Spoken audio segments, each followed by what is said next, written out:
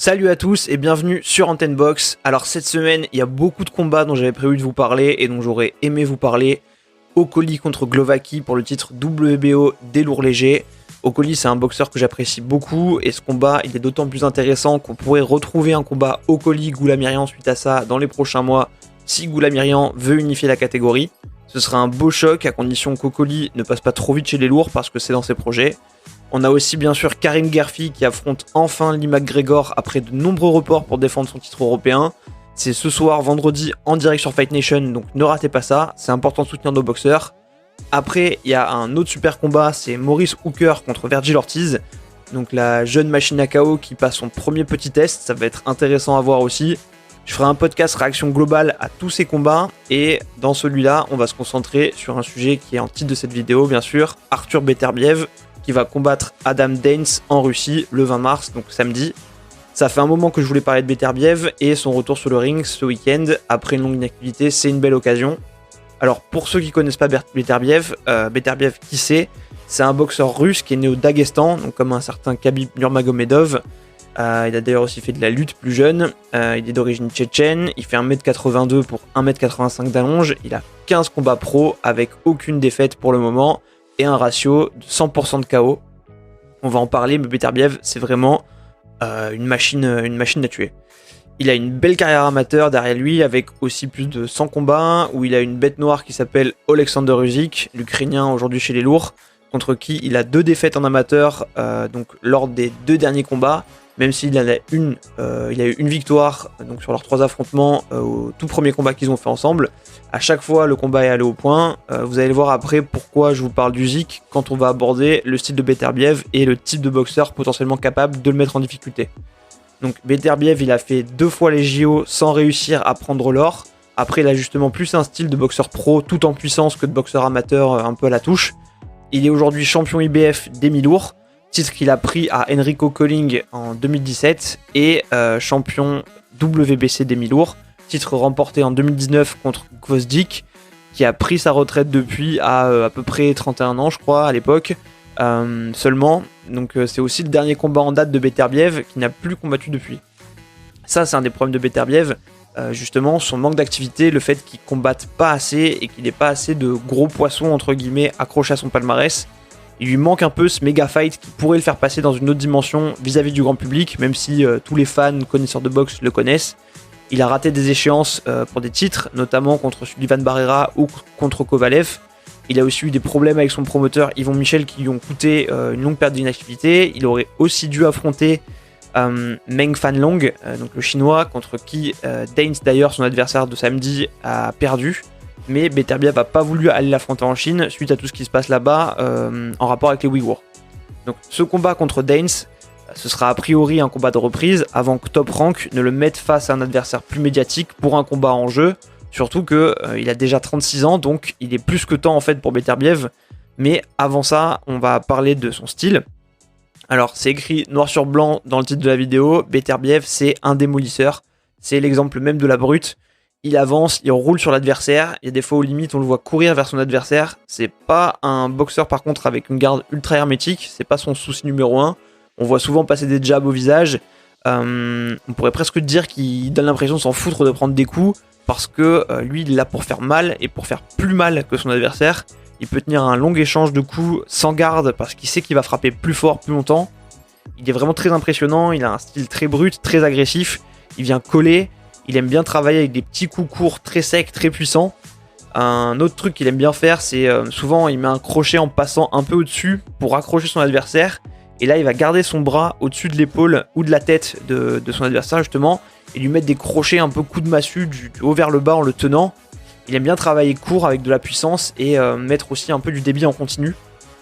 Il a une droite qui ne met pas forcément en ligne, mais il lui donne toujours une trajectoire descendante pour assommer son adversaire, comme tous ses coups d'ailleurs, hein, comme je viens de le dire, vraiment du haut vers le bas.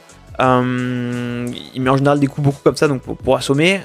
Parfois il peut donner l'impression d'être assez brouillon, je l'ai dit, mais sa force c'est qu'il est dangereux en pouvant faire mal à toutes les distances et tous ses coups justement ils sont puissants et ils font mal. Alors moi, à titre perso, j'apprécie particulièrement les boxeurs qui ont du punch, un gros punch, et c'est pour ça que j'aime bien Beterbiev, malgré ce côté, comme je l'ai dit, un peu brouillon, et très but de décoffrage. Surtout, ce que j'apprécie chez lui, c'est que malgré son style de boxe très agressif, c'est pas un boxeur qui est mauvais, dans le sens où il va pas y aller à tous les coups, quitte à tuer le mec en fait. Contre un de ses précédents adversaires, donc qui s'appelle Prieto, à un moment on voit qu'il s'arrête après lui avoir mis une énorme rafale de coups parce qu'il sent que le mec est KO et qu'il est plus là. Là où un mec comme Wilder par exemple, il faut que l'arbitre il le jette dans les cordes pour qu'il s'arrête de frapper quoi. Donc ça donne aussi l'image d'un mec qui est calme, qui est sûr de sa force. Un moment aussi contre Callum Johnson par exemple, Johnson est un peu tourné et Beterbiev se fait pas emporter par le feu de l'action en risquant un coup derrière la tête, il se stoppe et alors qu'il avait armé le crochet gauche et qu'il lui aurait potentiellement mis derrière la tête et un mauvais coup, il rearme l'uppercut droit qui lui met en pleine face, donc il a cette faculté justement à s'arrêter, à réfléchir, à revenir et à pas aller dans le mauvais coup alors que son style pourrait laisser penser que il s'en fout et qu'il y va quoi qu'il arrive. Et la force de Beterbiev aussi, c'est, je pense, la peur qu'il arrive à instiller à ses adversaires via la puissance et la force de ses coups. Il faut être capable de les encaisser contre le fameux dont j'ai parlé tout à l'heure, Isidro Radoni Prieto. Par exemple, c'est marrant parce qu'au début, Prieto, on voit, il fait un peu le show. Genre, il avance, il met la pression, il envoie des mines à Beterbiev, puis il s'en prend une énorme, il tombe par terre, il est séché, et après on voit qu'il se chie dessus, quoi. Il trempe sur le ring. Il sait plus quoi faire et la puissance de Beterbiev va te calmer très vite quoi. Donc je juge pas Prieto pour avoir eu peur de Beterbiev parce que je pense que jamais de ma vie je monte là-dessus mais je vous jure, allez regarder pour voir le changement d'attitude et le regard de Prieto quand il se prend le knockdown, on dirait vraiment qu'il a pris un train et en plus derrière Beterbiev il presse pas le KO, il se jette pas dessus, il est patient, il est méthodique, il est calme et il sait qu'il va réussir à le finir en fait. Je sais plus quel boxeur d'ailleurs disait qu'il avait fait des sparring justement contre Beterbiev et il disait j'ai déjà été percuté par une voiture mais faire des sparring contre Beterbiev c'était une expérience encore pire. Donc voilà, ça vous dit un peu la force et la violence du boxeur quoi. Alors après il est aussi tombé contre des boxeurs qui ont su lui répondre, bon jamais jusqu'au bout du bout mais qui ont eu le mérite au moins d'un peu le secouer. Callum Johnson pareil, j'en parlais tout à l'heure par exemple.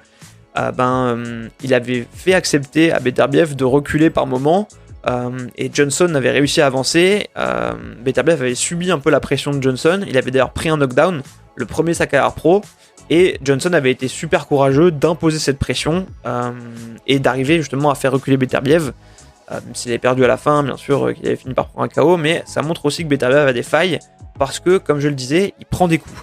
Après, il s'est alterné aussi Beterbiev les phases où il roule sur son adversaire et les phases où il se met plus en contre. Il avait fait ça pas mal contre Kaladzi justement par exemple, même si on voit qu'il préfère la première phase où il va rouler sur son adversaire. Et je pense qu'en fait pour réussir quelque chose contre lui, il faut soit être extrêmement mobile avec une bonne défense dans le style d'un Usyk justement, et dans cette catégorie, il y a un Bivol qui est moi mon chouchou absolu, qui a ce profil, mais pareil, qui n'a pas combattu depuis plus d'1 an. Ce combat Beterbiev-Bivol, ce serait génial à voir. Après Bivol, justement, il a moins de punch qu'un Beterbiev, donc ce serait aussi une opposition de style. Sinon, il faut justement un mec qui a une patate d'enfer et qui ne le laisse pas avancer, voire le force à reculer. Mais après, je pense que la force brute, ce serait pas suffisant. Et là, on est plus dans le profil d'un Joe Smith. Et justement, si Joe Smith bat Maxime Vlasov dans son combat d'avril prochain, qui avait été reporté donc à cause du Covid, pour la ceinture WBO des mi-lourds, il pourrait y avoir un affrontement avec Beterbiev monté par Top Rank. Et ça aussi, ce serait sympa à voir niveau échange de foudre dans les grands quoi. Donc, dans un futur plus ou moins proche aussi, on pourrait pourquoi pas voir un passage de flambeau avec celui qui est appelé à devenir le nouveau gros cogneur de la division, qui est Bektemir Melikuziev. Mais bon, là, on se projette beaucoup. En tout cas, Beterbiev, il va lui falloir un combat de ouf. Là, j'ai pas vu énormément de Danes, donc je peux pas trop en parler, faire semblant de faire le connaisseur. Mais de ce que j'en ai vu, en tout cas, normalement, ça devrait passer pour Beterbiev. Comme je le disais, on est aussi plus dans la physionomie d'un combat de reprise. Je pense que Danes, il encaisse, mais c'est pas le niveau de Beterbiev et il a pas les armes que je viens de décrire un peu avant pour vraiment le mettre en difficulté. Le choc ultime pour Beterbiev, ce serait Canelo. Ça a déjà été discuté par beaucoup, donc ça a alimenté de nombreuses discussions. Mais faut pas rêver, Canelo a déjà dit qu'il ne remonterait pas chez les mi-lourds, qu'il était à son poids optimal chez les super moyens, donc ça sert à rien de fantasmer ça. Un Bivol, ce serait déjà incroyable. Un Joe Smith, ce serait top aussi. Donc espérons déjà qu'on verra ces combats, à condition aussi qu'on n'ait pas une énorme surprise samedi. En tout cas, moi, une opposition titanesque avec Beterbiev, j'en rêve. Et faut pas que ça tarde trop parce que, comme je le disais, il a déjà 36 ans. Donc c'est là, cette année ou l'année prochaine que ça doit se passer. Voilà pour ce podcast, merci de l'avoir suivi. Comme d'hab, si ces podcasts vous plaisent, s'il vous plaît, prenez le temps de vous abonner à la chaîne YouTube, de liker cette vidéo, de la commenter, de la partager et pourquoi pas, si vous le souhaitez aussi, de rejoindre la page Instagram AntenneBox. On se retrouve lundi pour le débrief de tous les combats cités en début de vidéo, plus celui-là. Grosse force à Karim Guerfi pour son combat de ce soir. Bon week-end à tous et à très vite sur AntenneBox.